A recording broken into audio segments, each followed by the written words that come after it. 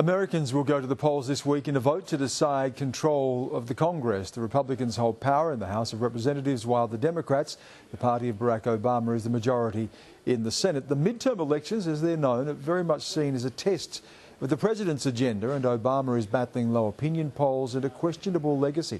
What does it mean for Australia? Well, foreign policy is front and centre and only about to become more critical.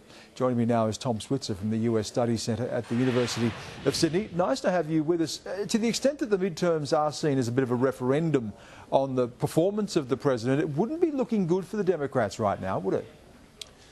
No, that's right, Stan. I think the conventional wisdom among most seasoned observers of Washington politics, most of the available public polling evidence points to the Republicans not just retaining control of the House of Representatives, which they've held since 2010, but that they're more than likely going to regain the Senate, which they have not controlled in a decade. And if indeed this is the case, if the Republicans have control of both houses of Congress, both the House and the Senate, and at this stage it seems likely, then it would be regarded as a repudiation of Barack Obama's presidency, and the prospects for far-reaching liberal progressive reform during the next 2 years of his presidency are highly unlikely. And that means he will look to foreign affairs if he is going to really leave a mark and try to embellish his legacy. And on that front, there's certainly been a lot on his table, and even when it comes to his handling of foreign affairs, there's equally been criticism of his performance.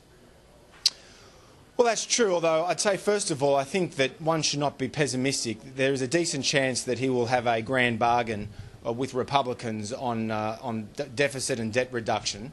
That can't be ruled out. I think there's also a chance for long overdue reform to the corporate sector, closing corporate loopholes, cutting the corporate tax, and also infrastructure reform, building more roads and bridges. But on foreign policy, I think there is some room for optimism, particularly from an Australian perspective. One of the reasons why the Trans-Pacific Partnership, this multinational Asian free trade group, which includes Australia, has been basically in legislative limbo, is because Democrats, that is the President's own party, have been so caught up with environmentalists and the labour unions that they do not want to give their own president trade promotion authority.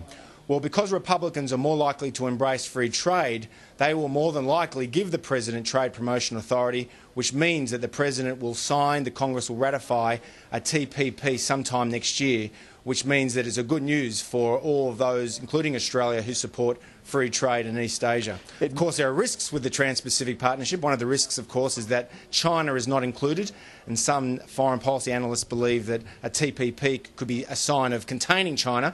But nevertheless, if the president gets a free trade agreement up, that would be a good thing for the presidency and the country and broadly the region. And Tom, would that then rejuvenate what was the president's great foreign policy ambition, which was the so-called pivot to Asia that's been frustrated by other events? Do you see that more and more coming into play as he tries to establish that before he leaves office?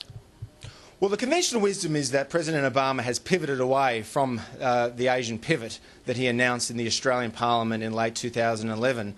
My colleague Bates Gill from the US Studies Centre and I take a different view. We've written widely on this subject. We think that the pivot has been, or the rebalance as it's now called in Washington, has been taking place significantly during the course of the last 3 years. And although the President has been distracted by the conflicts in Ukraine and most recently in Iraq and Syria, there's no evidence to indicate that the United States is taking its eyes off Asia. So I think the President, and this is broadly a bipartisan issue in Washington, Republicans and Democrats strongly support the pivot, and I see there's very little reason to be pessimistic about its prospects post-Obama.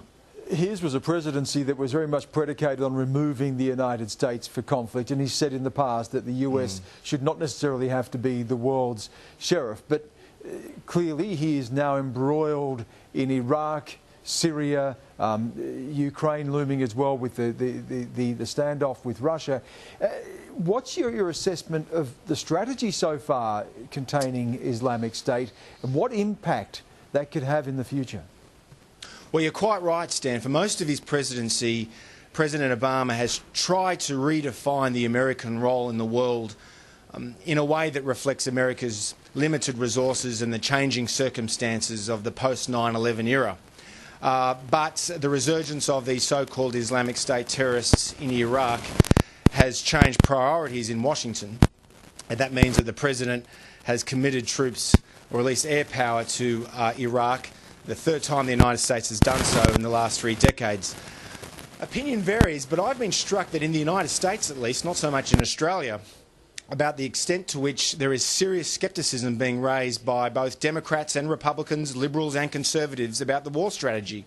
And my view, for what it's worth, is that I fear that the President's strategy of taking out these terrorists, although it's well intended and it has broad international backing, there's a danger it might make a bad situation worse, because it might reaffirm that potent Sunni narrative since the fall of Saddam Hussein in 2003, that the Americans and the Western allies are in cahoots with the Shia regime in Baghdad, and that to the extent that non-Sunni groups are in strife, it's always the Americans who do the dirty work of the Shia government and the Shia militia. And one of the reasons why a lot of the Sunnis in the northern part of Iraq are embracing the Sunni militia is because they're more afraid of the Shia militia.